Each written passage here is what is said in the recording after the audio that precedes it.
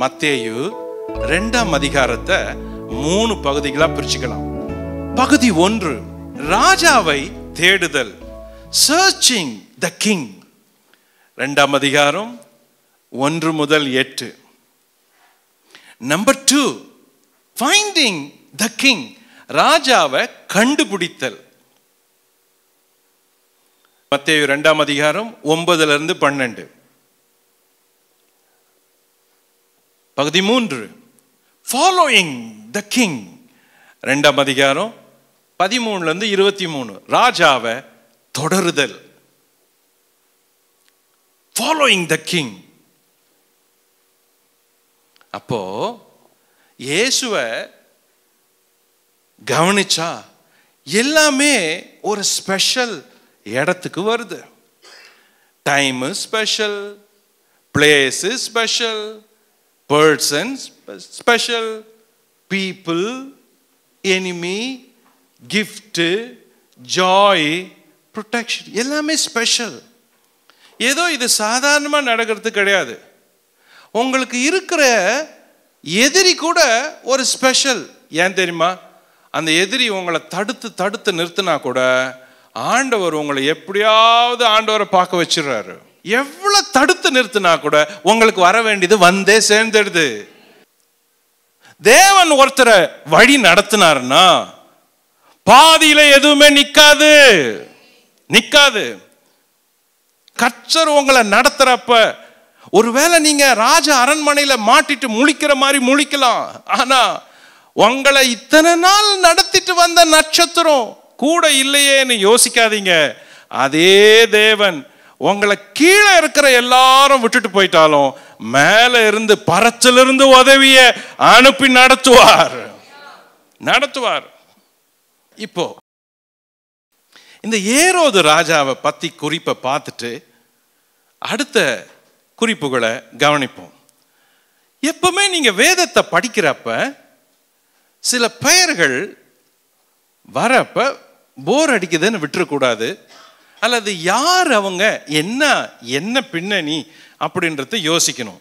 ஏரோது ராஜாவை பற்றிய குறிப்புகளை இங்க கவனிச்சிட்டிங்கன்னா புதிய ஏற்பாடு முழுசும் இருக்கிற ரோம ஆட்சி உங்களுக்கு ஈஸியா ஆயிடும். ஏரோது ராஜாவுக்கு மேல ரோம சாம்ராஜ்யம் இருக்குது. இந்த ரோம சாம்ராஜ்யம் உலகத்தை ஆள்றப்ப யூதேயாவை ஆள்றதுக்கு இந்த ஏரோதுடைய அப்பா அந்த அந்திப்பதூர் என்பவனை அந்த ராயன் அப்பாயின்ட் பண்றான், இந்த ஏரோதுடைய அப்பாவை. இப்போ இந்த யூதேயா என்பதுல ஏரோது இருக்கிறாரு, வயசானவர். இந்த யூதேயாவை அவர் தான் ஆள்றாரு. இவருக்கு 4 பசங்க இருந்தாங்க, ஏற்கனவே பெரிய ஃபேமிலி. இந்த 4 பசங்க இவங்க அப்பாவுடைய மரண இந்த இடத்தை ஆள்றது யாரு அப்படின்னு போட்டி போட்டாங்க. எது? அந்த பெரிய இடமாகிய யூதேயாவை. இந்த ஏரோதனுடைய பசங்க போட்டி போட்டதுனால இந்த யூதேயாவை யாரு ஆள்றதுன்னு மேல இருக்கிற ராயன் என்ன பண்ணா, உங்களுக்குள்ள ஃபேமிலி சண்டை இருக்குது இல்லை, அதனால உங்க வீட்டு பிள்ளைங்க பதில் நான் இன்னொரு ஆளை போஸ்ட் பண்றேன், அப்பதான் உங்க சண்டை அடங்கும்னு சொல்லி இந்த இடத்துக்கு பொந்தி பிலாத்துவை அப்பாயின்ட் பண்றான். அவன் சொந்தக்காரன் கிடையாது, ஏரோதுக்கு சொந்தக்காரன் கிடையாது, ஃபேமிலி மெம்பர்ஸ் கிடையாது. ஆனா மேல ராயன் இந்த இடத்துல இந்த யூதேயாவை ஆள்றதுக்கு பொந்தி பிலாத்துவை அப்பாயின்ட் பண்றான். இந்த ஆள் தான் இயேசுவை சிலுவையில் அறைய முன்பு விசாரிச்சவர், சிலுவையில் அறையப்பட கையெழுத்திட்டவர் பொந்தி பிலாத்து. அப்போ ஏரோதனுடைய மற்ற பசங்க எங்க இருந்தாங்க? தோ மேல கலிலேயா, இதுமேயா, அங்கெல்லாம் பிரிச்சு சின்னதா கொடுத்துட்டாங்க. இப்போ இந்த சூழல்ல தான் புதிய ஏற்பாட்டை படிக்கணும். புதிய ஏற்பாட்டில் முழுசும் ரோமர் ஆட்சி, அந்த ஆட்சியில நடக்கிற நிகழ்ச்சி இந்த சரித்திர பின்னணி.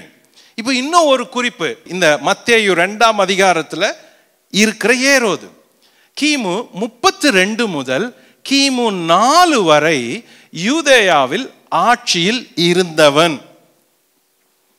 இந்த ஏரோது கிமு 37 இருந்து கிமு 4 வரை யூதேயா ஆட்சியில இருந்தவன். இவனை யூதர்களுக்கு ராஜாவாக ரோம அரசாங்கம் நியமிச்சது. ஏதோமியன், இவன் யூதன் கிடையாது, இவன் ஒரு ஏதோமியன், ஏசாவுடைய வம்சத்துல வரவன் ஏதோமியன். இந்த ஏதோமிய வம்சத்துல இவன் வரான். நல்ல கட்டட கலைஞன். இவன் தான் எருசலேம் தேவாலயத்தை விஸ்தரிச்சது. பெரிய தேவாலயம், 40 வருஷத்துக்கு மேல அந்த தேவாலயத்தை கட்டுறான். ஜனங்கள் இயேசுவை பார்த்து ஒரு நாள் இப்படி சொன்னாரு, இயேசு இந்த ஆலயத்தை இடிச்சு போடுங்க, 3 நாளைக்குள்ள எழுப்புவேன்னாரு. ஜனங்கள்லாம் என்ன சொன்னாங்க, இந்த ஆலயம் கட்டுறதுக்கே 40 வருஷம் மேல ஆச்சு, இந்த ஆள் எப்படி 3 நாள்ல எழுப்புவாரு அப்படின்னு கேள்வி கேட்டாங்க. அப்போ இந்த 40 வருஷம் கட்டினாரு, அந்த கட்டுறது யாருன்னா இந்த ஏரோது ஏற்கனவே இருந்த ஆலயத்தை விஸ்தரிச்சு கட்டினாரு. அப்போ கட்டட கலைஞன், எருசலேம் தேவாலயத்தை சிறப்புற விஸ்தரித்தவன், 10 முறை திருமணம் செய்தவன், மத்தேயு 2ஆம் அதிகாரத்தில் வரும் சாஸ்திரிகளை சந்தித்தவன் இவன். 2 வயதுக்கு உட்பட்ட ஆண் பிள்ளைகளை கொலை செய்ய சட்டம் இயற்றியவன். இந்த ஏரோதுக்கு அர்க்கிலாயு, ஏரோது அந்திப்பாஸ், ஏரோது பிலிப்பு என்ற மகன்கள் இருந்தனர். கேர்ஃபுல்லா கவனிக்கணும். இந்த ஏரோதுவுக்கு ஏரோது அர்க்கிலாயு, ஏரோது அந்திப்பாஸ், ஏரோது பிலிப்பு, இந்த 3 பேர் இருந்தாங்க. யார் இவங்க? பிள்ளைங்க. இந்த மகா ஏரோதுக்கு இந்த ஆளு ரொம்ப கொடூரமா இருந்ததுனால இந்த ஆளுக்கே நல்லா தெரியுமா, நான் செத்தா யாரும் அழமாட்டாங்க அப்படின்னு சொல்லி, தான் குடும்பத்தாரும் அழமாட்டாங்க, மக்களும் அழமாட்டாங்க அப்படின்னு தெரிஞ்சதுனால தான் என்ன பண்ணான்னா 2 வயசுக்கு உட்பட்ட குழந்தைங்களை வெட்டினானா. அப்போ ஊர்ல எல்லாம் அழ ஆரம்பிச்சிட்டாங்களாம். தாய்மாருங்க வீடுகள்ல எல்லாம் அழுக ஆரம்பிச்சான். அப்படி அழுகிற சீசன்ல இந்த ஆள் செத்தானா. ஏன்னா எனக்காக அழமாட்டாங்க, ஆனா அவங்க அழற நாள்லயாவது நான் சாவணும் அப்படின்னு சொல்லி இந்த ஆள் அதுக்காகவே இந்த காரியத்தை செஞ்சான் அப்படின்னு சொல்றாங்க. ஆல்மோஸ்ட் எண்டில் இருந்தால் கவனிங்க, கிமு 4 சாஸ்திரிகள் சந்திச்ச வருஷம், இததான் இயேசு பிறந்த வருஷம் அப்படின்னு சொல்றாங்க. சரி, அதுக்கப்புறம் இன்னொரு நாள் வரப்ப இந்த வருஷங்கள் கணக்குகளை போடுவோம், அப்போ உங்களுக்கு இன்னும் விளங்கும். ஓகே, நம்பர் 2 ஏரோது அர்க்கிலாயு, இவனை சந்திப்போம். இவனை குறிச்சு எங்க சொல்லுது? மத்தேயு 2ஆம் அதிகாரத்துக்கு வாங்க, 19 வாசிப்போம். ஏரோது இறந்த பின்பு கர்த்தருடைய தூதன், வெயிட், எந்த ஏரோது இறந்த பின்பு? இந்த நம்பர் 1 மகா ஏரோது இறந்துட்டாரு. ஆனா இப்ப யார் பட்டத்துல இருக்கிறது? இங்க பாருங்க 22. அர்க்கெலாயு தன் தகப்பனாகிய ஏரோதின் பட்டத்துக்கு வந்து, யாருடைய பட்டத்துக்கு?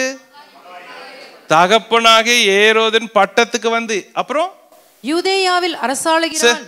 யூதேயாவில் அரசாள்றானா. இப்போ மகா ஏரோதுவின் பையன் யாரு?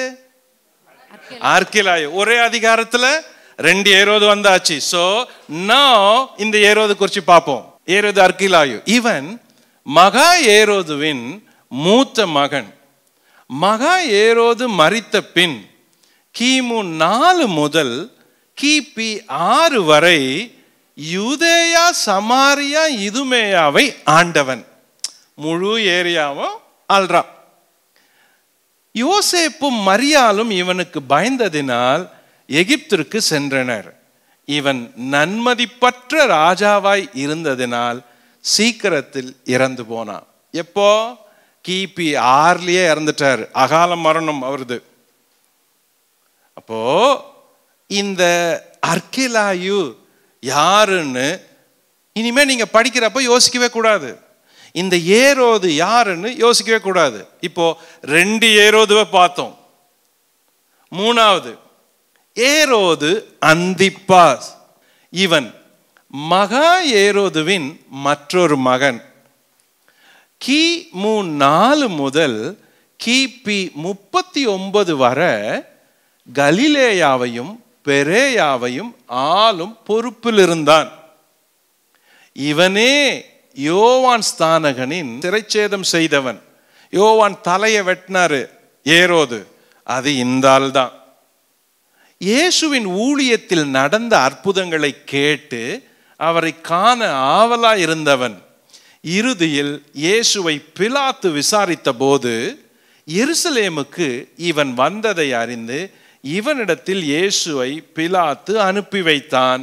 இவனும் இயேசுவை பிலாத்தினிடம் திருப்பி அனுப்பி வைத்தான்.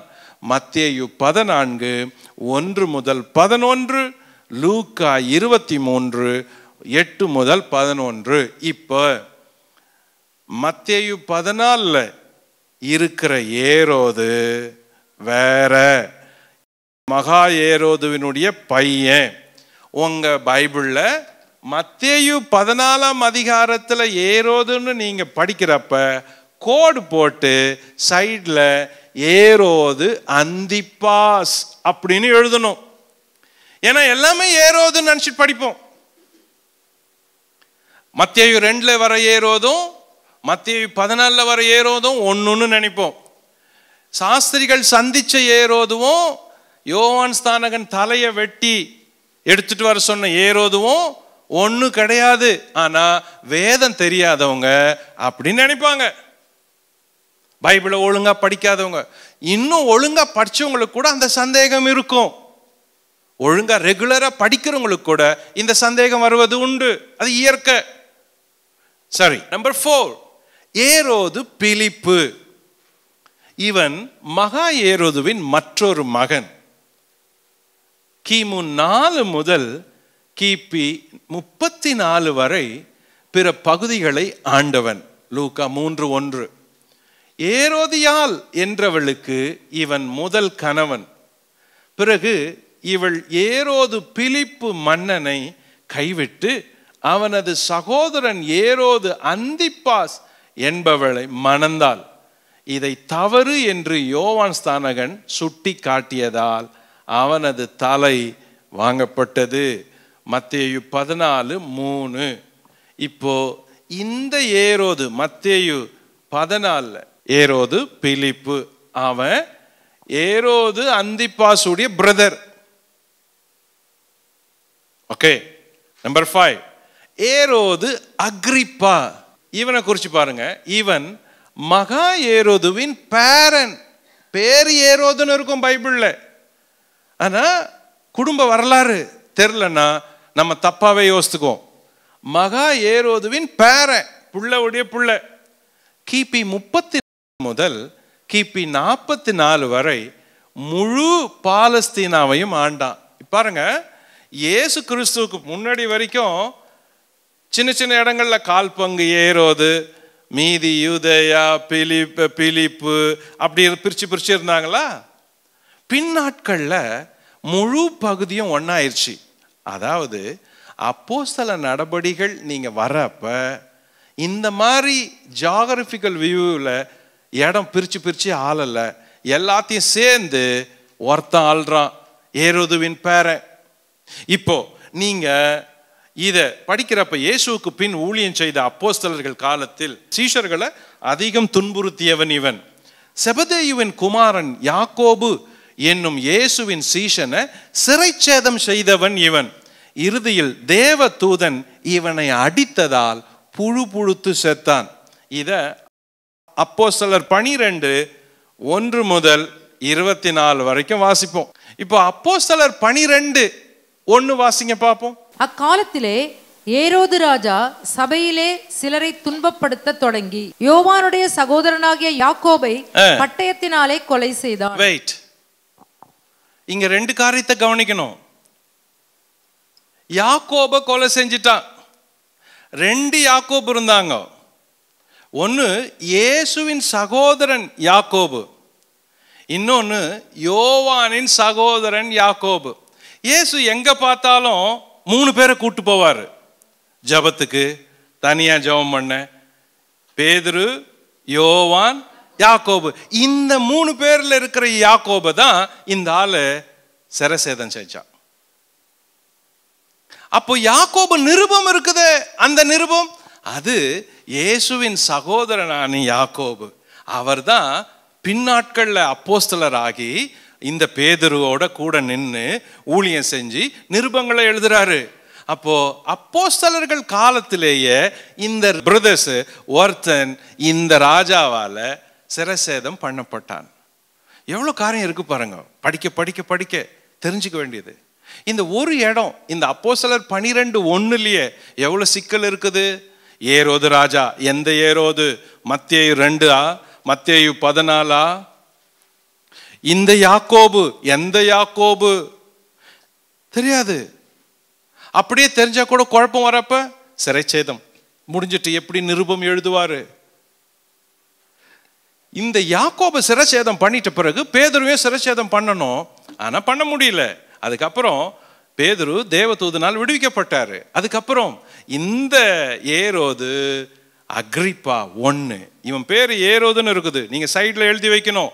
ஏரோது அக்ரிப்பா 1 மகா ஏரோதுவின் பேரன் அப்படின்னு எழுதணும். அப்பதான் புரியும். சோ முடிவுல என்னாச்சு? இவன் தேவனுக்கு பொல்லாதவனா இருந்ததுனால தேவன் அடிச்சாரு, புழு புழுத்து செத்தான். அவ்வளவுதான். நம்பர் 6 ஏரோது அக்ரிப்பா 2 இவன் மகா ஏரோதுவின் கொள்ளு பேரன். கிபி 48 முதல் கிபி 70 வரை வட எல்லைகளை ஆண்டவன். அப்போஸ்தலனாகிய பவுல் இவனுக்கு முன்னே பேசினார், இவங்க முன்னால நின்று பதில் சொன்னார். இப்போ இத வாசிக்கிறது அப்போஸ்தலர் 25 முதல் அப்போஸ்தலர் 26 இந்த 2 அதிகாரத்திலும் இந்த நிகழ்ச்சி வரும். இப்போ நீங்க அப்போஸ்தலர் 12ஆம் அதிகாரத்துல வர ஏரோதுவை படிக்கிறப்ப ஏரோதுவினுடைய பேரன் நினைச்சுக்கணும். அப்போஸ்தலர் 25க்கு வரப்ப ஏரோதுவின் கொல்லு பேரன் அப்படின்னு நினைக்கணும். ஏன்னா அங்கேயும் வெறும் ஏரோது தான் இருக்குது.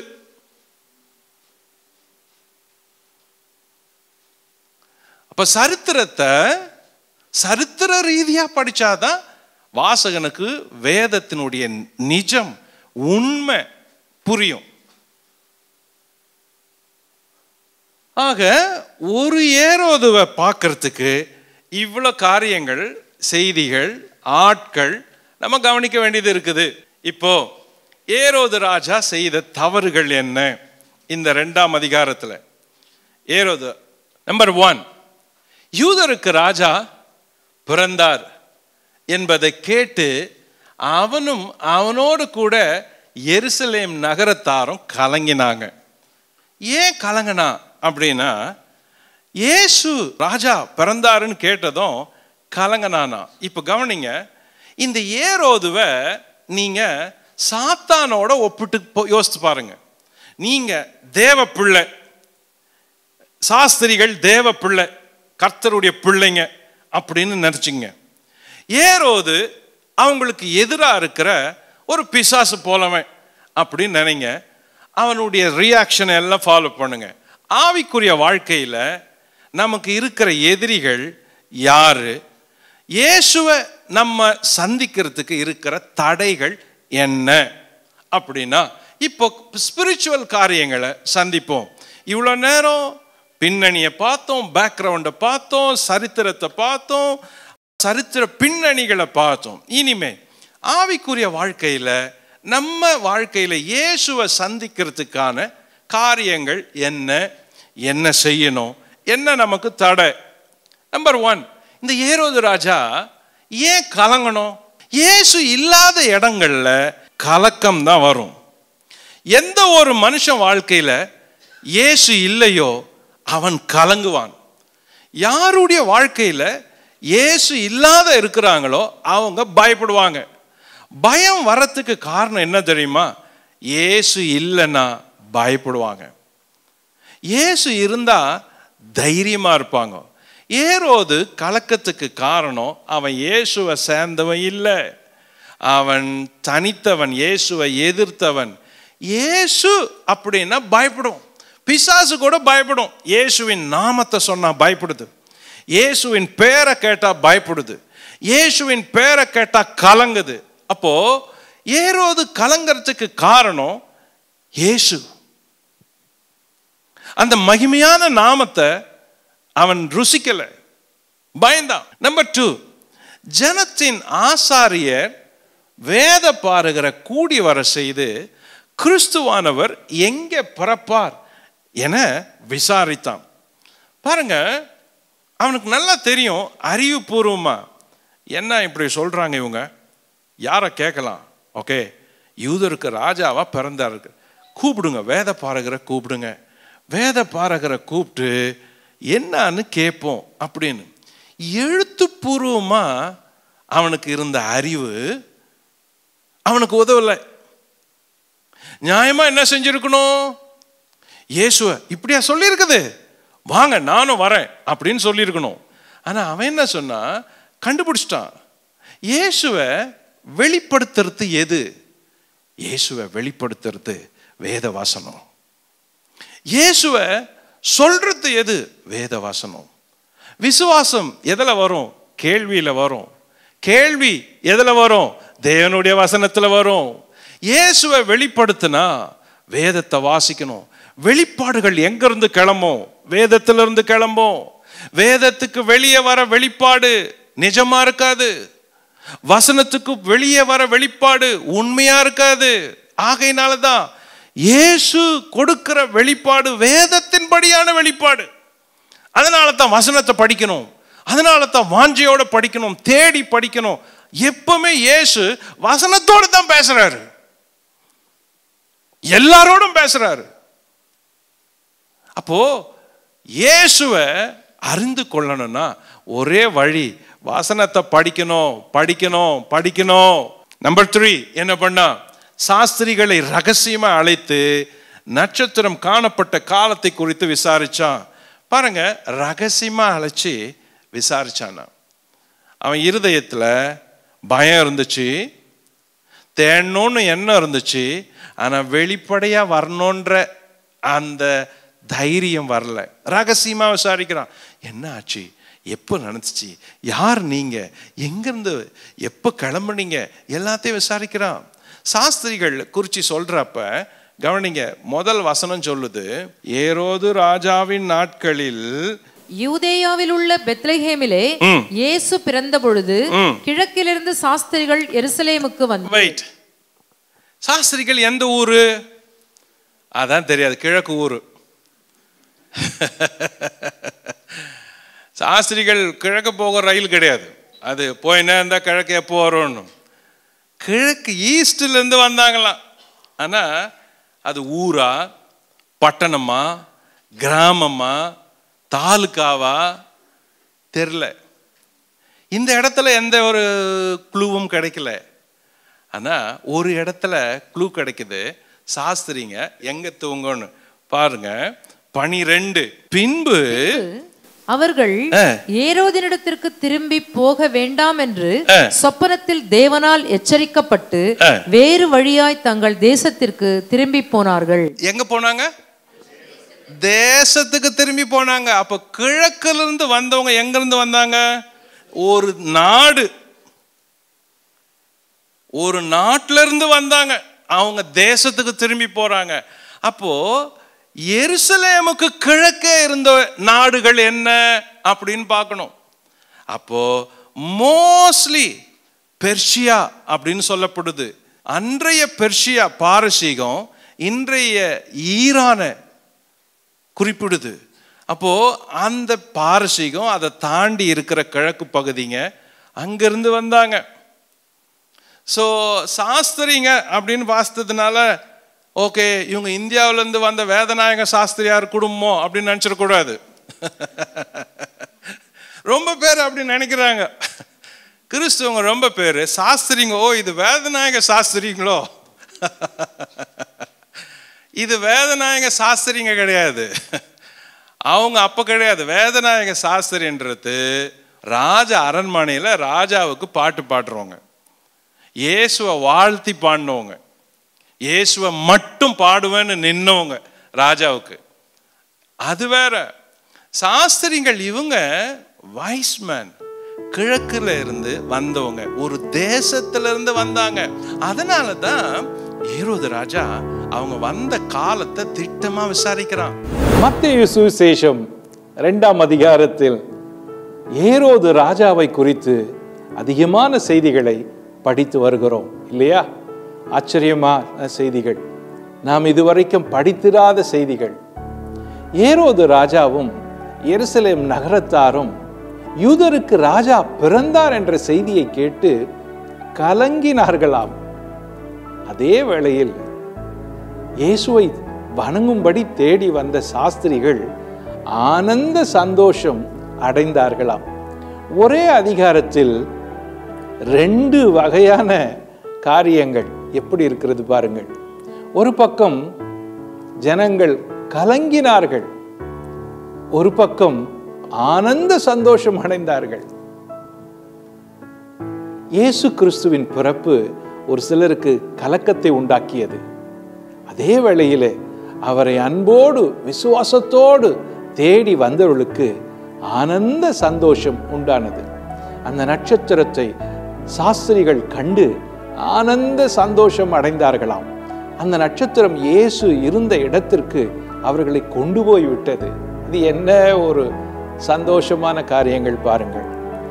உலகத்திலே தேவனுடைய பிள்ளைகளை தான் தேவன் வழி நடத்துகிறார். தேவனுடைய பிள்ளை அல்லாதவர்களை அவர் வழி நடத்துவதே கிடையாது. ஆம், ஏரோதனுடைய அரண்மனையில் இருந்தவர்கள், மற்ற ஆட்கள் எல்லாம் இயேசுவின் பிறப்பை கேட்டு கலங்கினார்கள். அவர்களுக்கு எந்த சந்தோஷமோ, தெய்வீக வழிநடத்துதலோ, நட்சத்திரம் அவர்களை வழிநடத்தியதோ கிடையாது. மறுபக்கத்தில் சாஸ்திரிகள் கிழக்கிலிருந்து பிரயாணப்பட்டு இயேசு ராஜாவை தொழுது கொள்வதற்காக, பணிந்து கொள்வதற்காக வந்தார்களாம். அவர்களை நட்சத்திரம் வழி நடத்தியது. இதுதான் வாழ்க்கையில் ரகசியம். ஆண்டவரை தேடுவோரை ஆண்டவர் வழி நடத்துவார். தன் விசுவாசத்தில் நீதிமான் பிழைப்பான் என்று வேதம் சொல்லுகிறது. ஆண்டவரை நீங்கள் விசுவாசித்தால் நீங்கள் பிழைப்பீர்கள். அவர் உங்களை வழி நடத்துவார். ஆண்டவரை தேடி வந்தால் வழி தெரியாமல் இருக்க முடியாது. எப்படியாகிலும் ஒரு அற்புதம் செய்து உங்களை வழி நடத்துவார். குழப்பமா இருக்கலாம், தடைகள் இருக்கலாம், ஆனாலும் ஆண்டவர் ஒரு வழியை வைத்திருப்பார். வழியிலே உங்களை நடத்துவார். சாஸ்திரிகளை நடத்தினது போல ஆச்சரியமான ஒரு வழி நடத்துதல் உங்களுக்கும் உண்டாகும். என் செய்தியை கேட்டுக்கொண்டிருக்கிற சகோதரரே, சகோதரிகளே, குடும்பத்தாரே, வாலிபர்களே, தேவ பிள்ளைகளே, ஊழியர்களே, அரசாங்க அதிகாரிகளே, குழப்பத்திலிருந்து வெளியே வாருங்கள். ஆண்டவர் உங்களை வழிநடத்த வல்லவராயிருக்கிறார். ஆண்டவர் வழிநடத்த சித்தமாயிருக்கிறார். கர்த்தர் உன்னை நடத்தாமல் யாரை நடத்துவார் ஐயா? கர்த்தர் உங்களுக்கு வழி சொல்லாமல் யாருக்கு சொல்லுவார்? நீங்கள் ஆண்டவரை நம்பும் போது, ஆண்டவரை விசுவாசிக்கும் பொழுது, தேவனை தேடி வரும் பொழுது அவர் உங்களுக்கு வழி நடத்துவது நிச்சயம், நிச்சயம். ஆகவே நீங்கள் குழம்ப வேண்டிய அவசியம் இல்லை, தடுமாற வேண்டிய அவசியம் இல்லை, சத்தளிக்க வேண்டிய அவசியம் இல்லை. கர்த்தருடைய உதவியை கேளுங்கள், ஞானத்தை கேளுங்கள். அவர் உங்களுக்கு வழி நடத்த வல்லவர். வழி நடத்தும் இயேசு உங்களுக்கு இருக்கிறார். இனிமேல் அவர் உங்களை நடத்துவார், தொடர்ந்து நடத்துவார், எல்லா வழியிலும் நடத்துவார். ஊழியத்திலே கூட அவர் உங்களை ஆச்சரியமாய், அற்புதமாய் நடத்துவார். ஆண்டவர் உங்களை வழி நடத்த ஜெபிப்போமா? பிதாவே, என்னோடு கூட சேர்ந்து ஜெபிக்கிற உங்களுடைய பிள்ளைகள் ஒவ்வொருவருக்காக நான் ஜெபிக்கிறேன் அப்பா. அவர்களை வழி நடத்த வல்லவர் நீர், வழி நடத்தும் நட்சத்திரம் நீர், அவர்கள் போக வேண்டிய இடத்திற்கு கொண்டு போய் சேர்க்கிறவர் நீர். தடைகள் இருந்தாலும் தடைகளை விலக்கி அவர்களை நீர் வழி நடத்த வல்லவர் அப்பா. இப்பொழுதும் உங்களுடைய பிள்ளைகள் எல்லாருக்காக ஜெபிக்கிறேன். யாரெல்லாம் தடுமாறி நிற்கிறார்களோ, வழி இல்லாமல் நிற்கிறார்களோ, அவர்களுக்கு வழி உண்டாகட்டும். வனாந்தரத்தில் வழியை உண்டாக்குற தேவன் நீர் அப்பா. வனாந்தரத்தில் ஆறுகளை உண்டாக்குற தேவன் நீர் ஆண்டவரே. உம்முடைய பிள்ளைகள் வாழ்க்கையில நீர் வழியை உண்டாக்குவீராக. புது வழிகள் திறக்கட்டும். பழைய வழிகள் அல்ல, புது வழிகள் திறக்கட்டும், புது வாசல்கள் திறக்கட்டும், புதிய தயவு உண்டாகட்டும், புதிய முன்னேற்றம் வரட்டும். உம்முடைய பிள்ளைகள் வாழ்க்கையில எல்லாம் புதியதாய் நடப்பதாக.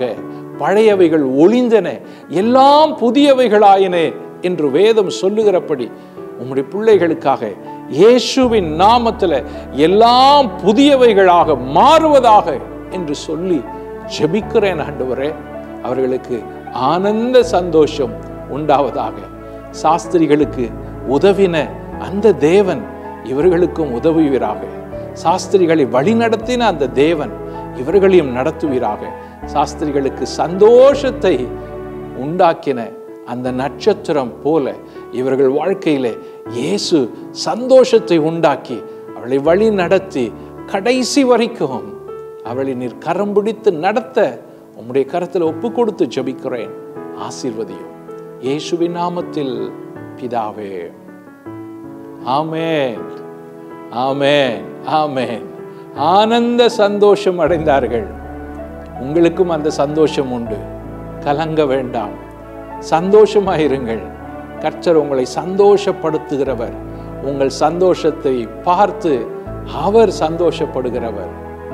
மத்தேயு எழுதின சுவிசேஷம் ஆவிக்குரிய வாழ்க்கையிலே எத்தனை பாடங்களை நமக்கு சொல்லுகிறது. தொடர்ந்து படிப்போம். கர்த்தர் உங்களை வழி நடத்துவார், வழி நடத்துவார்.